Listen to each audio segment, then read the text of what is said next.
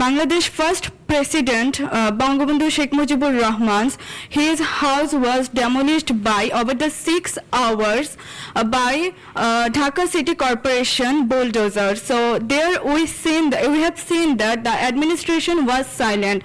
So on this basis, you have you have made division by separating particular persons or their supporters. So on this basis, we can say that how you plan for reform Bangladesh or make unity, accept them, and are you an only advisor for the other half, excluding them particular parties or the persons? Okay, Thank you very much indeed. Yeah, simple answer is lots of questions, lots of issues, all came at the same time. Yeah, when in August, after the uprisings that overthrew Sheikh Hasina, whose party, the Awami League, had been in power for 20 of the previous 30 years, he's taken on the role of chief advisor to the interim government of Bangladesh. That's a role that some of the protesters asked him to take on, which he's accepted. And many things have landed on your desk as a result. Many controversies about the next elections, which we will talk about when those are going to come, about the terms of those elections, many controversies about the media in Bangladesh, and of course you have the IMF to deal with. Now, the privilege of many leaders and difficult economic circumstances for Bangladesh, including with the new world of tariffs that we are in many ways. So we're going to talk about all these things. Let me just say, for the avoidance of doubt, we are not under the Chatham House rule. This is being live streamed. It is very much on the record.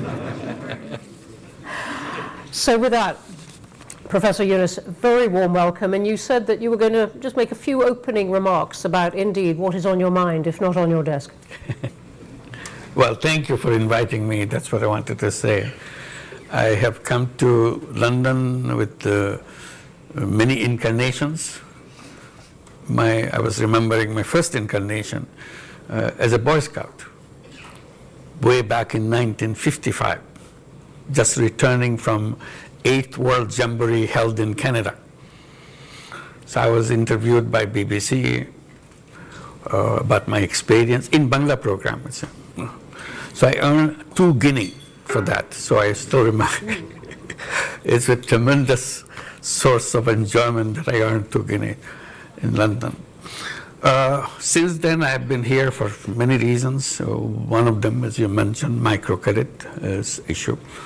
And then on youth movement, on social business, on creating a new world of 3 zeros,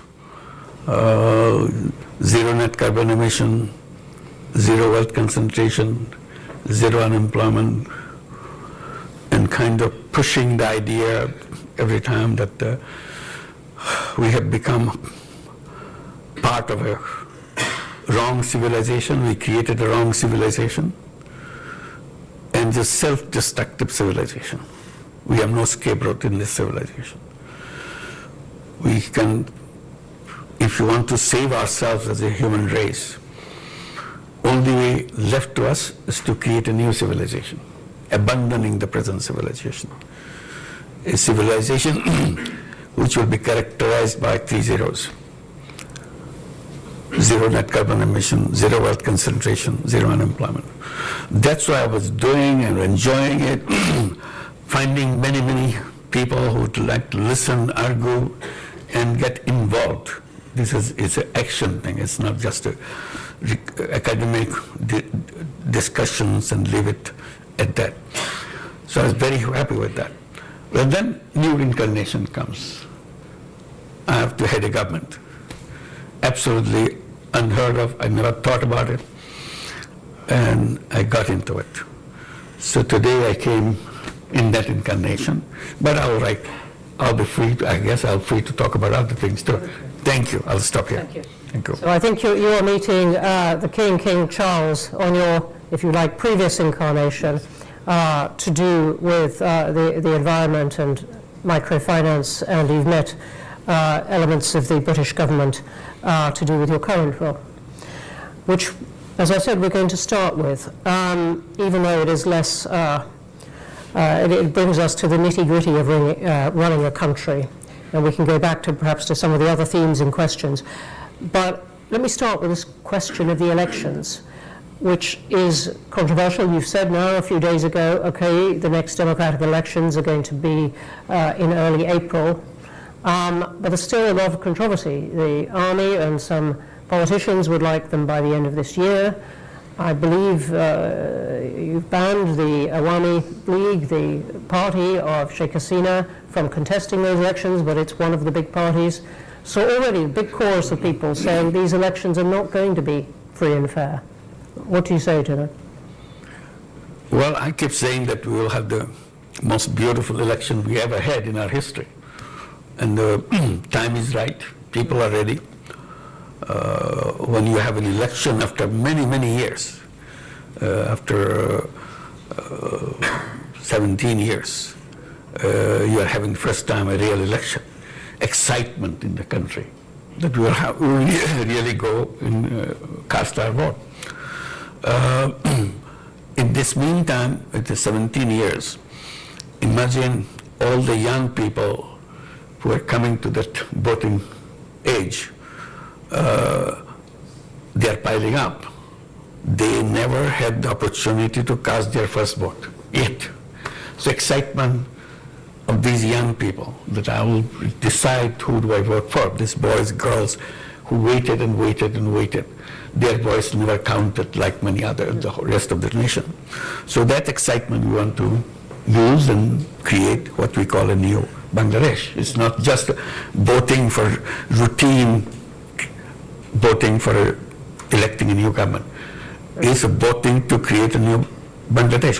What is this all about? That's the promise we made as we were given the responsibility to make sure that the ideals, of the dreams of all the young people who gave their blood just the other day before we took the responsibility, we honored their wishes, we honored their dream. We want to say goodbye to the old Bangladesh and create a new Bangladesh. So we defined that new Bangladesh by three things. One is reform. We don't want to go back to the institutions who created this. So we want to reform all the institutions we have in the country. So we created commissions for each institutions to study and give us recommendations, what the fundamental changes in all those things. So we have a series of those commissions. They have submitted their reports, lots of recommendations, very, very drastic changes in the institutions that we have, elections, parliaments, constitutions, civil service, everything. So those recommendations. So we're looking at those recommendations, but our job is to build the consensus with all the parties. So we created a last commission, Consensus Building Commission. Have you heard about something like that? Consensus Building Commission? We have them. So their responsibility is to go through all the political parties, sit down together, find out which are the recommendations they will accept, and see in which recommendation all parties accept. That's a tough job for Bangladeshi politicians to agree on something all parties agree. You know, I must say it will be tough for many politicians to agree on that because, and that's not a joke about politicians, because they might say, look, that's taking away the democratic element. Why don't you trust the voters? Trust the voters to vote for any of these parties and rely on them to use their judgment to pick the best ideas, rather than a commission appointed by you and your colleagues picking which ideas you like. I wish we could do that if everybody understood what is a bicameral legislations, what the proportional voting is all about, all the complicated things you tell them, oh, forget it, how much money you give me, I vote for you. To make it very simple. So you pay me some money, I vote for you. That's all. All voting may translate into that. So we said we don't want to go to that path. Public, all the voters can watch this debate. This is all debate. It's on the newspaper every day. Happen. So ultimate aim, to make it short, ultimate aim is to get all those recommendations where all the parties agree, put it in a separate piece of paper, This is where all the parties agree. And then we celebrate all the parties signed that agreement. We call it July Charter. And we are waiting for July to come next month. This charter will be presented to the nation, July Charter, and we celebrate. On this basis, now we'll have the election. That's how the election procedure was done. So one is the reform agenda. Next is the trial of the people who were perpetrators of all the things that happened in Bangladesh. I don't have to elaborate. It's a huge thing. It's a terrible thing that happened to Bangladesh. People were killed point blank on the street every day.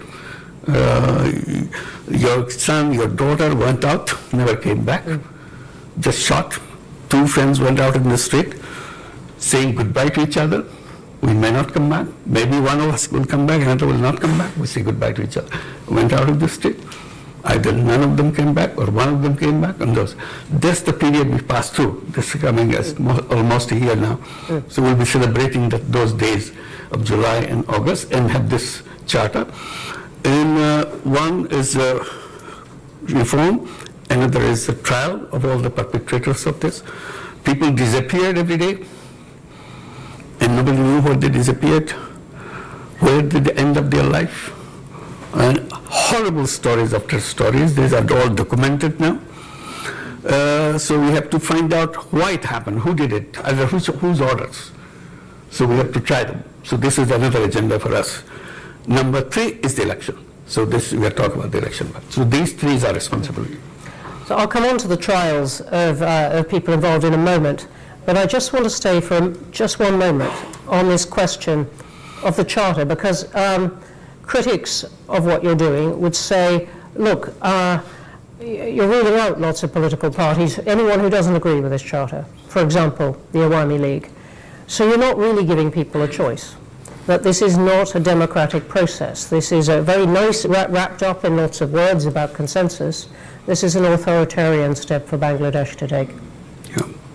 Well, there's a debate about that too. I mean, the debate is Awami League a political party?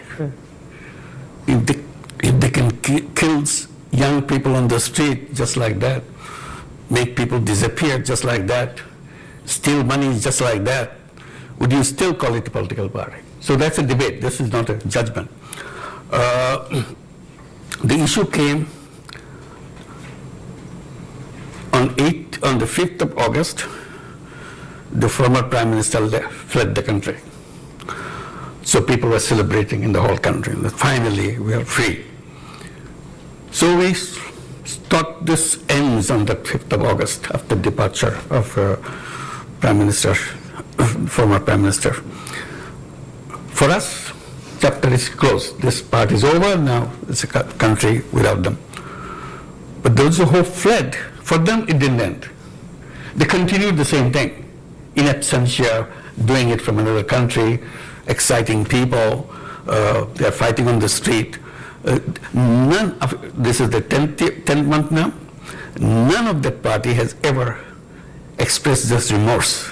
Sorry, our fault, somebody's ordered, somebody got killed, I'm not responsible for it. I feel terrible that I have to be part of that. None of them. So we are for them it continues. So for us it is ended. So we don't feel safe there on the street demonstrating, they're threatening the people who are already the leaders of this uprising.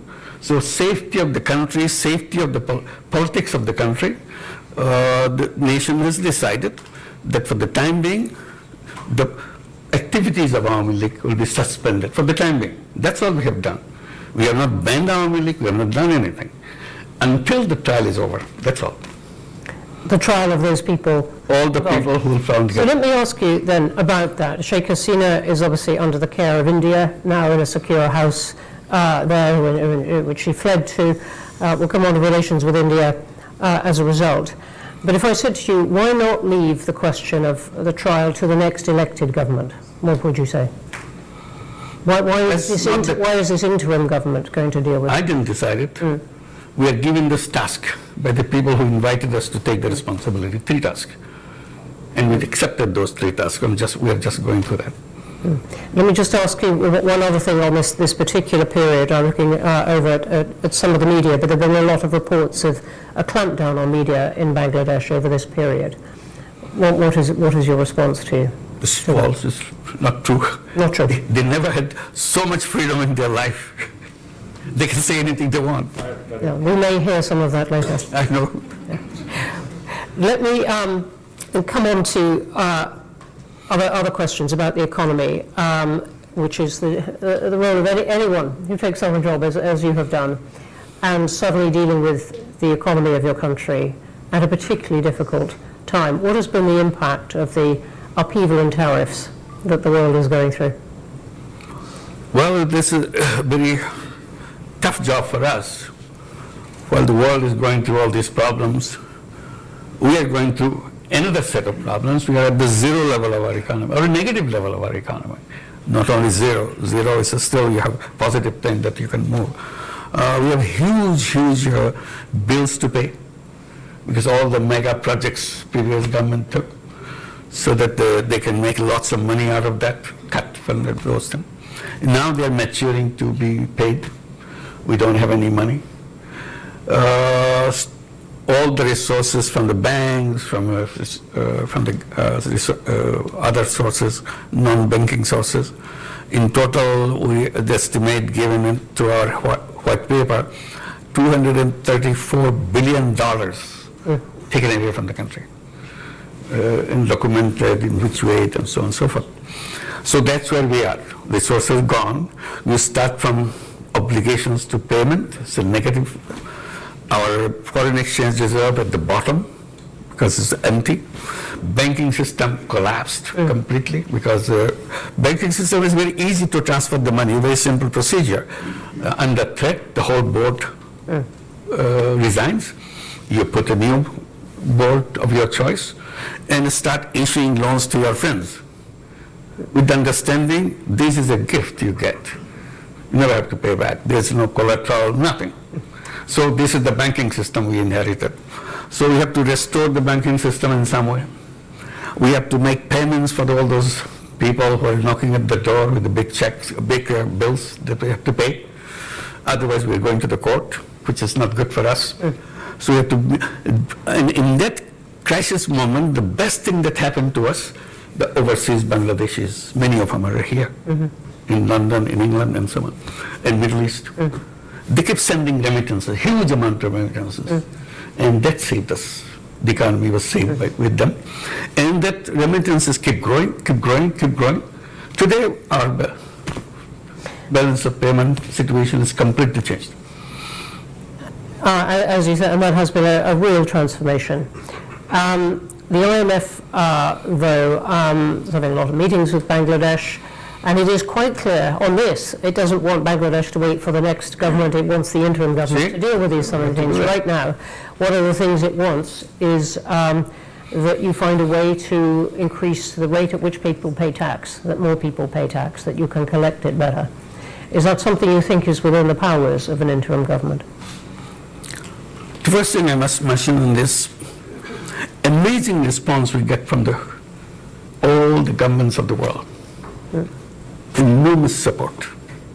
They feel so relieved that finally this thing happened.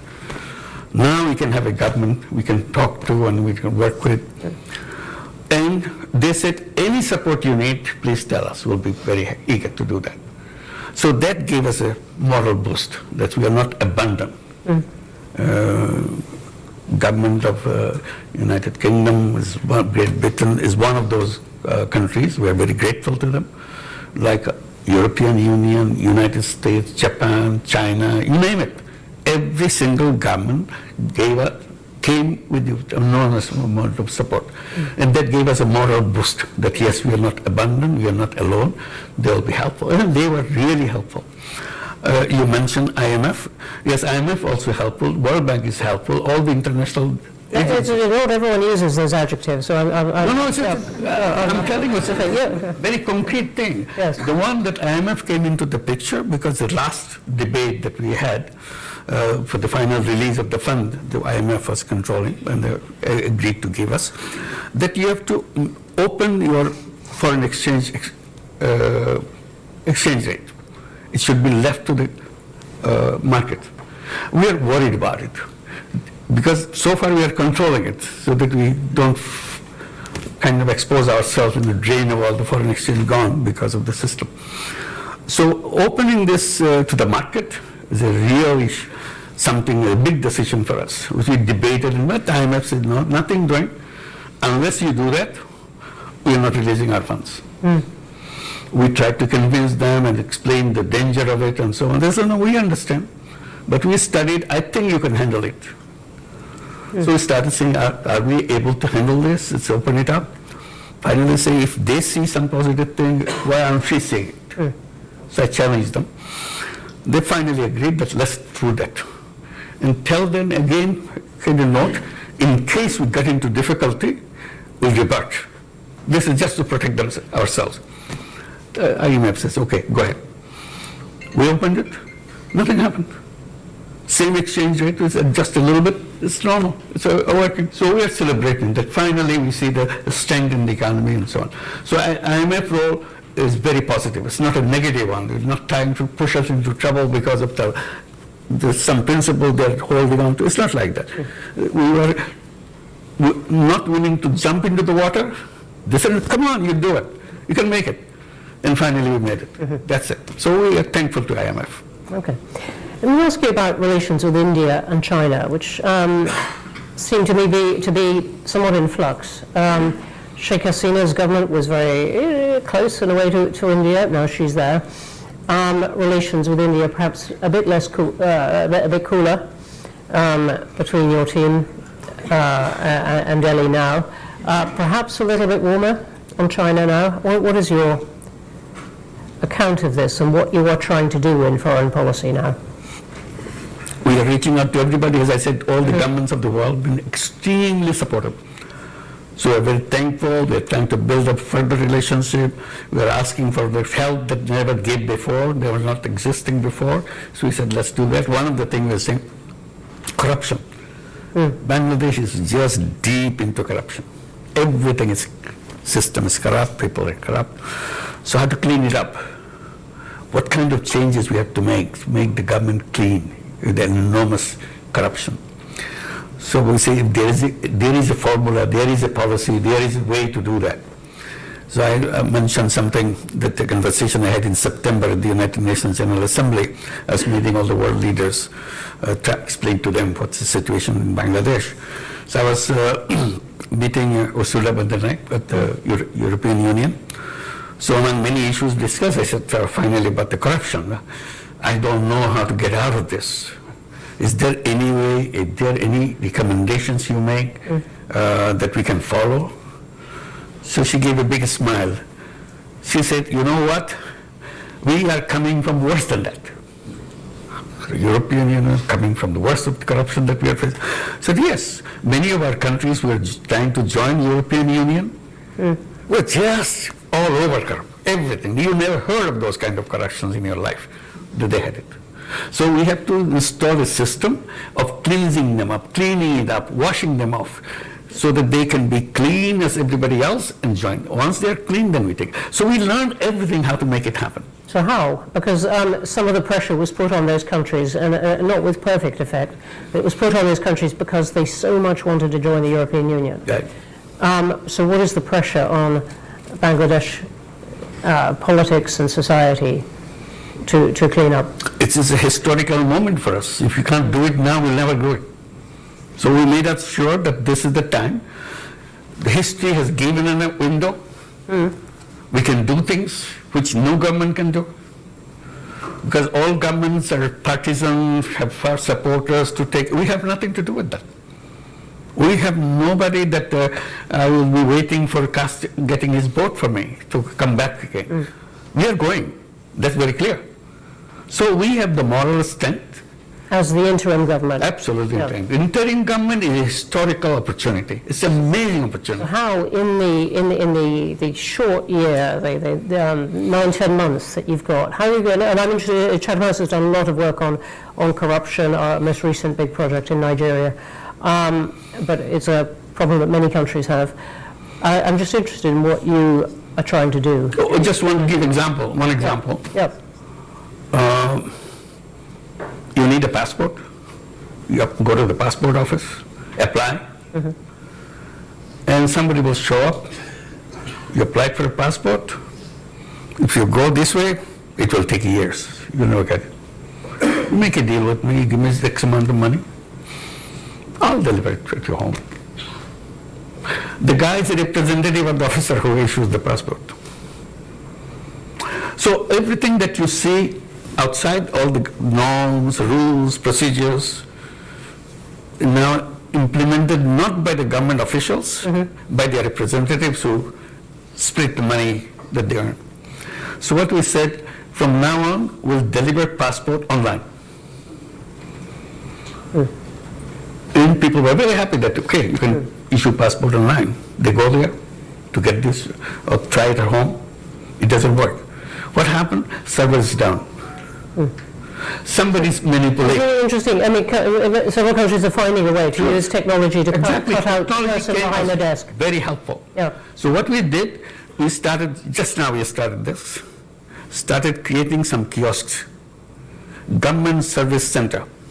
We don't say government, Bangladesh Service Center. Young guy with a computer sitting there, boy, girl, been trained to give all the services. This is all, we made all these months, we are preparing all the ministries, every service you got, whether you're paying taxes, or you're issuing driver's license, or you're issuing your renewal of your passport, whatever, or your land tax, which is absolutely complicated. They can make as complicated as they could. So now everything has to be delivered online. So we trained these young people, just started last month, this kiosk. And you come, there's a price list. If your passport, so many days, this month. If so many days, and we deliver home. Not all, you give your message, you come and pick it up. That's it. So we have 3 centers now. Within next month, we'll expand to several more. Gradually add to several more. And we're challenging every ministry. How many services you are ready to provide online? They say we have 5, we have 10, we have 15. Okay, whatever you give it to them. Train them.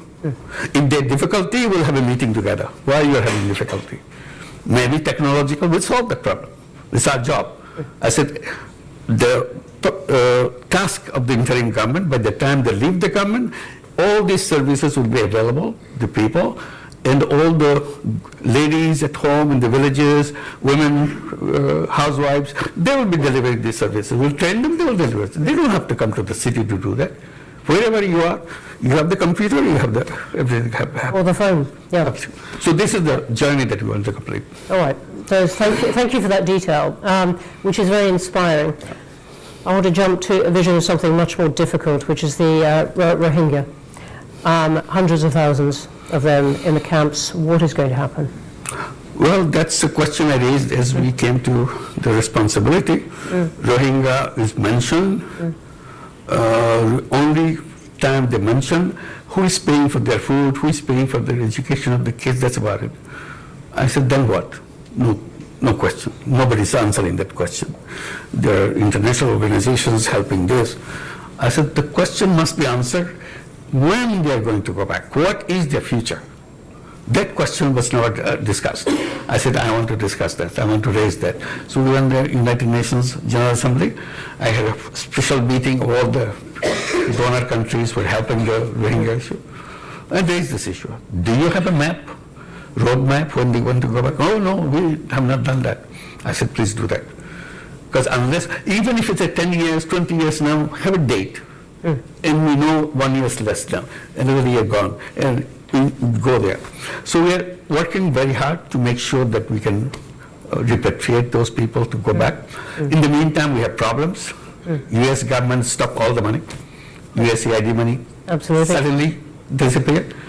And what used to be $12 a month per person for food, suddenly that $12 disappeared. Somebody said, okay, we can accommodate for 2 months for $6 a month. I said, okay, 6 months. Now it's $3 a month. What do you do with $3 a month for whole food for a family, for a person or something. So we're going through that process now. So organizing, again, going back to the world community, said, look, you asked us to host them, we are hosting them, but the responsibility of maintaining them, you took yourself. So please don't create Who are you talking to in that? Who do you really have in your sights that you would like help from? There's a whole group of countries who are with us, who was connected with the Rohingya thing. We have meetings with them. Is the UK one of those? Of course, it's a very important one, not only one of those. The UK is a very important supporter of the whole thing, even now, in this crisis period. So we urge to have a global meeting of the Rohingyas on these issues and related issues in September this year at the United Nations. Have a separate UN General Assembly session on that, on the sideline of the General Assembly, have that and discuss all these issues. This is one. In the meantime, political changes happening in Myanmar. Rakhine State is taken over by Arakan Army, which is all the hub of the Rohingya population. They have a new push of the Rohingyas pushing into Bangladesh. We started with 1.2 million Rohingyas. Now it's another 200,000 coming in from the other side because of the things are happening on the other side. So increase. And the most dangerous thing that I felt, and I started raising that, I said when they came, Rohingyas came to Bangladesh, they came with their kids. They didn't leave their kids. Some of the 2-month-old, some of the 2 years old, some of the 5 years old. I said 7 years are gone. The 5-year-old became 12-year-old, and so on. And each year there are 35,000 children are born. So they are growing up too. So we have a whole new young generation coming up. And they have no hope. They don't know who they are, what they are supposed to be doing. It's a prison that they live in, but they have the computer, they have the mobile phone, they see everything in the world. So they say, what is our future? I said, these will be very angry young people growing up. How their anger will be expressed, we don't know. Whichever way it will be expressed, it will be a big explosion, I can assure you right now. Please help us, so that before that explosion point comes, we can take care of them, they're happy with their life, they're as creative, as talented, any of our kids. They're no different. But they are in a situation, they see the world outside on their mobile, we see their televisions everywhere, but they don't see their life, they're in a prison. And why they are in prison? They have stories to listen to their mother, their father, no answer, when do we come back home? And that's a very important question to be answered for them. And your plan is still that eventually they go back home? That's the only way it can solve. You're not going to integrate them into Bangladesh? It's impossible to do that. It's impossible. Why? So already the people who live around the camps, very hostile. Very simple reason. You get everything free. And we are struggling to make a life. And then you take our jobs, you take our food, you take away things from us. Why didn't you go back to your country? Why are you interfering with our life? Those kind of things. Your children having a fun life, our children, no life. To them it's a fun life because you're sitting there not playing games. It's a fun life. Our children is working hard, but no life. So that will spread. The moment you say that, you promise that they will go back. The government promised that they will go back, and they know that. Now, to say that they will stay with us, who are they? We are having difficulty now. You are putting them into us. No political government, no government will accept that. You've made the point very, very clearly. Let's go to questions. There are going to be a lot of them because there are a lot online, I can see already. Wow, a lot of them. Hands up everywhere. Can I take the first opportunity? Who is speaking? Me. I'm going to go to the woman here in the front. Okay. And then we're going to go one at a time. I'm going to take a couple here. I will come to you. And I will get the people in the back as well. Thank you for the opportunity to question you. My name is Sami Akhtar and I'm a UK correspondent for the Daily Sangram Pratidin. So I have a question for you about your reformation agenda. You have said that for the freedom country or Bangladesh, new Bangladesh, you have to change some key pointers. Those are related to your reformation, which is reform.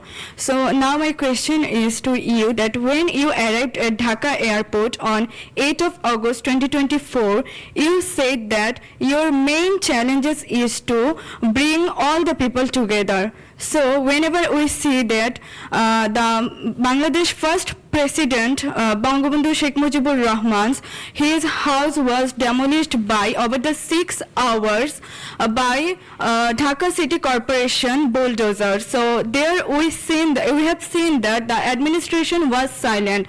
So on this basis, you have you have made division by separating particular persons or their supporters.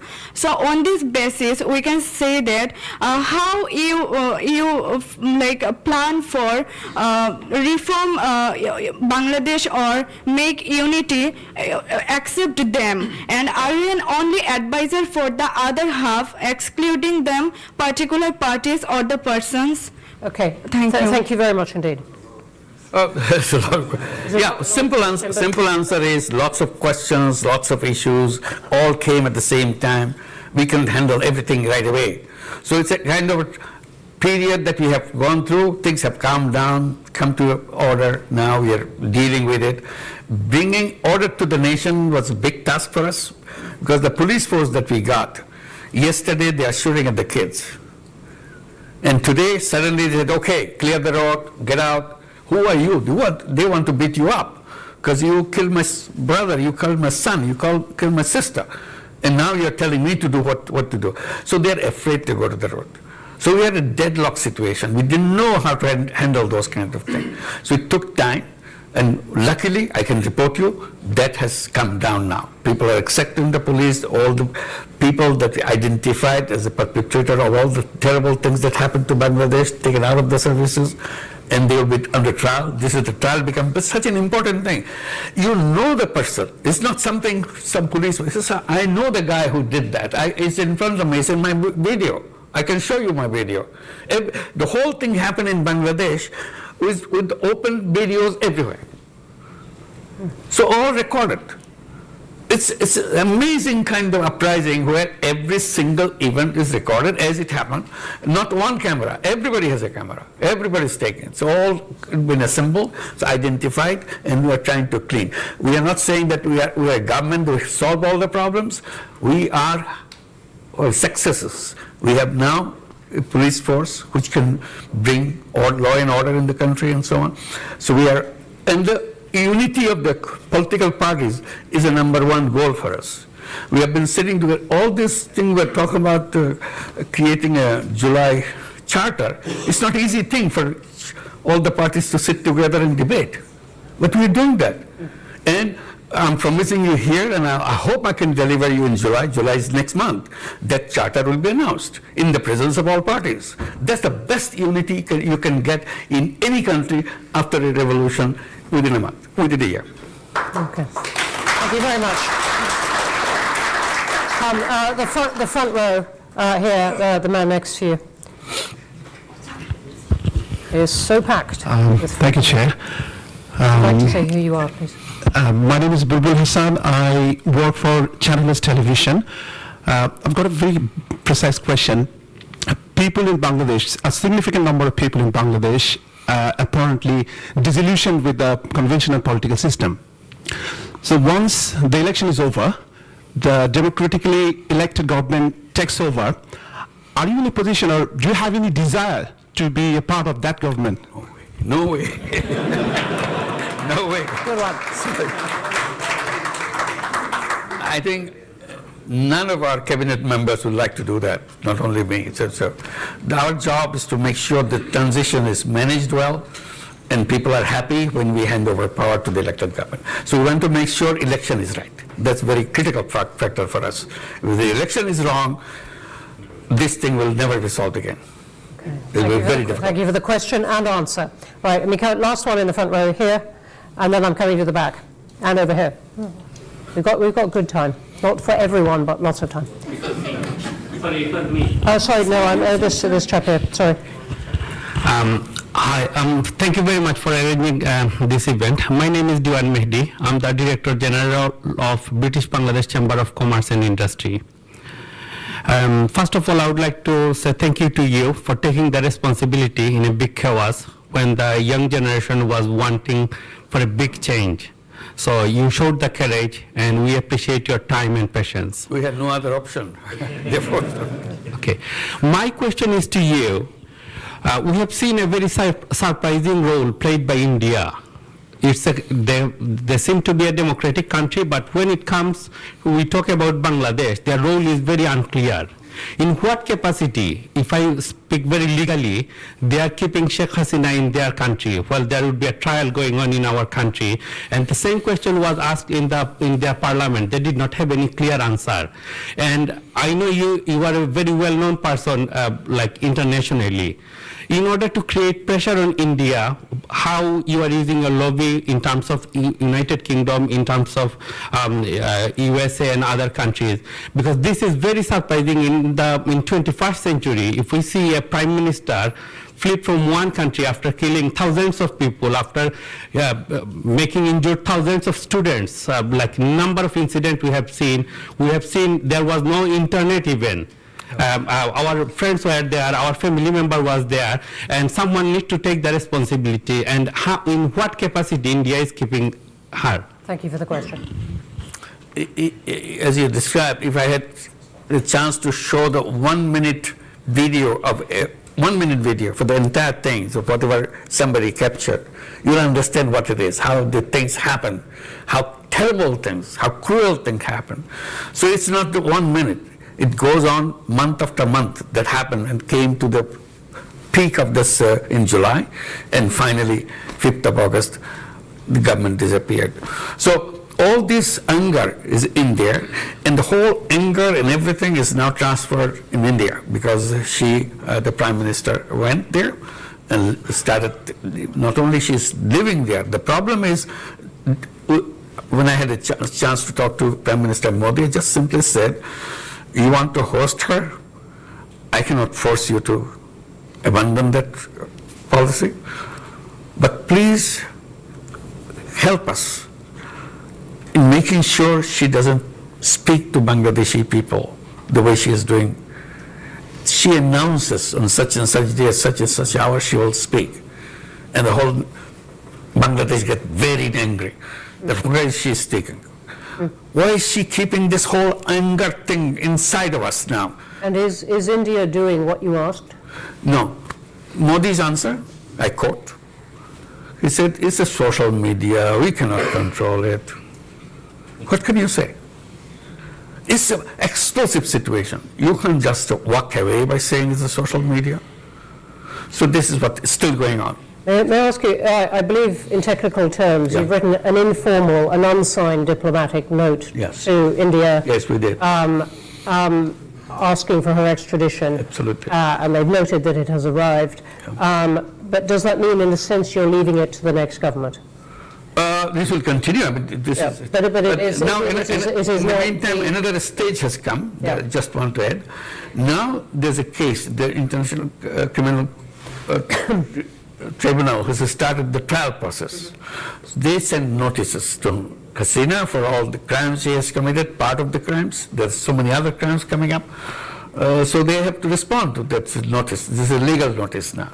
So we have to go to the Interpol and all the other things that happen to that. This is the process that we are following. We want it to be very legal, very proper. We don't want to make sure that we do something out of anger or something. We want to build the best of relationship with India. It's our neighbor. We don't want to have any kind of basic problem with them. But somehow things go wrong every time, because of all the fake news coming from the Indian press. And many people say it has connections with the policymakers on the top and so on. So this is what makes Bangladesh very jittery, very, very angry. We try to get over this anger, but the whole barrage of things keep happening on the cyberspace, we can't just get away from that. Even if I try to peaceful, suddenly they say something, do something, and that comes back. Okay. So this is our now big task to make sure that we can have at least a peaceful life to go on with our life, to create the life that we are dreaming about. Okay, thank you. I'm going to take two now. You've been very energetic, right by the wall. Yep, you. And then I'm going to take the one who has been, yes, you, who is going like that. Right at the back, yep, you, pointing at your own head, yep. Thank you, Professor Yunus. My name is Nazimuddin. I'm the chairman of Dr. Ramshamati UK. I was born just 2 miles away from your birthplace. Okay. So with that disclaimer, I wanted to ask a question to you. Will you seize this opportunity, this moment, to break free from fascist structure and system, and then allow the people to vote for the reforms that you are taking and embed that reform into a constitution, and through referendum allow people to vote for it? As far as I'm aware, about 20,000 comments that I read on social media, 95% people support your reforms. We don't want to be hostage to political parties. Why don't you just go back directly to civic societies and the people and allow them to vote whether they would like to go ahead and change Bangladesh for the future and make it a real tiger for the world economy. Thank you. Thank you. Thank you. I want to be clear. Are you asking for a vote on the charter? Absolutely. What Yeah. I'm asking is that July Charter, of course, will be a legally binding agreement. Yep. But in order to sustain that reform, it needs to be structurally built in within Constitution. You'd like a vote on that? Yeah, we heard about that, about having a kind of referendum on the issues that we have. There are so many complicated issues. The argument is referendum will be meaningless because most of the people don't even understand what you're what they're voting for. So people will laugh at it, that it doesn't make any sense. So it's the politicians representing the people, all parties. They are involved in all these political issues and all the national issues, and they're supposed to understand, they're supposed to debate. If they have agreed together, all parties, that's what we are focusing on, all parties, then it's more real than giving it to a referendum of all the package. It's a big package. So this is what the path we took. Referendums have lots of problems with them, many countries know, but you must be referring to something, they're smiling. but it would answer the point, the challenge to you, that this charter is in some way not democratic. We can come back to that. Let me come to you who stood up. You've been very energetic. Chief Advisor, welcome to London. Thank you. On behalf of British Bangladeshi community, I'm Councillor Saifuddin Khalid. I'm also a practicing barrister, British Bangladeshi practicing barrister in London. I have two questions for you. How confident are you? Could you possibly have just one? It's very quick two questions. I'm not going to make a statement. How confident are you that the political and democratic organs will be well equipped to hold a general election, a credible election with level playing field by April 2026? We'll try our best. And secondly, British Bangladeshi community would like to have a meeting with you. Do you have a plan to meet British Bangladeshi community who are eagerly waiting to meet and have view exchange with you? Thank you, Chief Advisor. Thank you. Thank you very much for inviting. I wish we could, but our program makes such a packed program. We are rushing from one to the other. Thank you so much, but definitely we'll try to keep in touch. Thank you. We can take this Very kind of you. as part of the meeting. I'm going to the woman in a white shirt there. Sorry, I can't quite see. Yes. Thank you. Hello. Professor, my name is Dr. Zoe Mandage, and I'm very, very interested in Bangladesh and especially the young generation, the generation which stood up for justice. And this is a role model for all of us. My question is that with the new technology such as AI, what can be done? What is in your policies and support you're giving to that 10 million student who rose in terms of, having a hope for future, getting a foot place in the market, in the global market for future and for jobs? And there are obviously countries around you that are running special AI programs. Is there anything that we can do to help and support the students especially? Thank you. Definitely. Thank you. Thank you for your offer. It's a very important offer. We want to be supportive of the young people as much as we can. And I try to bring to the notice of the world and notice of people in Bangladesh. Bangladesh is a very unique country. It's the 8th most populous country in the world. Don't forget that. It's a huge number of people in that country, 180 million people, in a very tiny space. The most important part of that is not about the density of the population, is about the age of the population.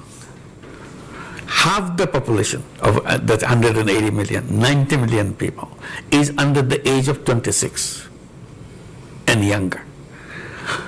So this is a unique feature of Bangladesh, where many countries getting older and older, they don't have people to work in these countries. Bangladesh is getting younger and younger, and young population everywhere, and very talented young people, not just young people, very talented, very creative young people. I get goosebumps when I think about this. This is more than gold mine. You can do anything in the world with this young population, only if we can run our country right. Because this is needed not for Bangladesh, it's needed for the whole world. I was recently visiting Japan. Amazing thing, request they're making. Please send your young people to Japan. We want to take as many as you can send. So we signed 2 agreements in this trip to send 100,000 young people to go and work in Japan. And I said, please keep these doors open so that we can continue to bring young people from Bangladesh, boys and girls, not just boys and girls, to come to Japan and do everything that you need to do, because you don't have any population to run your factory, run your businesses, run your buses. Their buses are stopped. They have no driver. Their taxis don't function. There's no driver. Your businesses shut down because there's no people who run the business. Their agriculture stopped, abandoned, because nobody's there. The machines are there, farmhouse is there, land is there, no people. I said, okay, we will be very happy to help you, to send our young people. They said, only thing you need to do, teach them how to speak Japanese. I said, we'll do that. We'll do that. So we are a very lucky country, that's what I said. We're a very lucky country to be so resourceful with human beings. Great. No, can I, I'm sorry, I'm going to come here to the front row. There's a storm of people with things to say. Thank you. Give me a chance. Assalamu alaikum, Dr. Mohammed Yunus. First time I met with him in France when Agrabin check fair. Second time in 2099 when Bangladesh problem is arsenic. Yeah. This time Dr. Yunus held one meeting in Paris. This time I was there. Third time I met with him in Spain. Listen, this is a wonderful history, but please could you get to the question? Thank you. Today I am, thank you for everybody to arrange this meeting about in Bangladesh situation. But I want one question. Dr. Yunus, please held the election upcoming 2026 you declare in April. We want to see for the foreign Bangladeshi people also, we have to give a right for vote. This is me. That's right. Thank you. That's our promise. We'll do that. Thank you. Okay, thank you. Sorry, I'm going to take the woman in the second row here. Yep. Thank you. My name is Halima Begum. I represent Oxfam, but mostly I'm here representing my mother, who cannot be here today, and it's an honor to be in this space with you today, Chief Advisor. My question is... Please give my salam to her. Thank you very much. You will be so pleased. The question really I have is how much security can you offer to the protection of women's rights and gender? Because often when we see challenges around democracy, it's women who are then exposed. And as we know, the rollback of gender is quite a significant concern at the moment. Thank you. Thank you very Thank much. you. There are not so many women We had in the this Women audience here Commissioner, today, so thank you for the question. Very bold recommendations. Women are outspoken. There are many members in our cabinet represent them, women cabinet members. So the status-wise, we are doing the best possible way. We are not perfect. Definitely Bangladesh has lots of difficulties in getting all the rights established in an open and fair way. But government is committed to establish them. That's all we can assure you. Thank you. Thank you. One here on green of me. So much. I'm Abdul Rahman. No, sorry. I'm so sorry. It was a very good beginning. Let me see if we can get you in. Let me see if we can get you in as well. Thank you very much. Thank you. It's working. It's on. Your Excellency, welcome to London. My name is Zamira Konopianova. I work for Chevron. So we're one of your largest investors. We've been partnering with your country for over 30 years. My question is what actions your government is taking to attract foreign direct investments into Bangladesh and specifically into the energy sector? Thank you. We are very, very active on that. We have been holding summits of investors, and Chevron is a participant on that. We're inviting many other companies to come and invest. And we are promising them something very important, that you don't have to come and invest here just to sell your things to Bangladesh. Bangladesh is offering itself to be the production hub for the world, not just for Bangladesh. So we provide young people that are ready to work for you, and we provide all other facilities so that you can plug and play situation. You bring your factory, produce it, and sell it to the world. In return, also, we are promising that we will build our port facilities in a world-class way, so that you don't have any difficulty in bringing things to Bangladesh and sending out your products that you have produced here. So that's how we are bringing the investors, not only for Bangladesh, or we also keep reminding them, you have a big market right here, not just Bangladesh. You can produce to Bangladesh. We have all the communication things. We'll fix it up to deliver it to Nepal. Nepal is a country that cannot access to the ocean, so we will give you the access to the ocean. And you produce it, bring things to Nepal, to Bhutan, even the seven sisters in India, where also we open up, so that we all prosper together. This whole region is a potentially very attractive region for productions. So we are inviting all the companies to come and make use of all the facilities that we are creating. Thank you. Thank you. And I'm going to take a couple of questions from online. There are brilliant questions online, particularly about the election process. I think we've covered it as much as we can in the time, but thank you for the questions. Let me take a pair of questions which are on the Bangladeshi community in the UK. One from Animo Chowdhury saying, Your Excellency, Bangladeshis living in the UK are sometimes regarded as a disadvantaged community in comparison to others. What advice would you offer to help shape a more prosperous future for them? And then there's one from Katie Dominy saying, what would you like the British Bengali community to do to help Bangladesh? Absolutely. This is an opportunity of lifetime. That you are here, you are lucky that you have access to so many knowledge and success and services and resources. Please bring it to make changes happen in Bangladesh. This is the time for Bangladesh to change fundamentally, not just a touch and go kind of thing. It's fundamental changes Bangladesh is waiting. One of the things we're encouraging to build up apps so that you can tell us who's willing to do what kind of facilities, what kind of knowledge, what kind of ideas that you can share with us, so that you can come and help us to build the country that we are all trying to help transform itself in the quickest way possible. The potential is there. Simply connections with the people. You are here is a tremendous resource for us. Here in the USA, in Japan, in many other countries, the Bangladeshi community, very resourceful community, and we'll be very happy to have your support and your work. Thank you. On that note, we are going to have to stop. I am so sorry. There are so many questions up. Thank you. Thank you.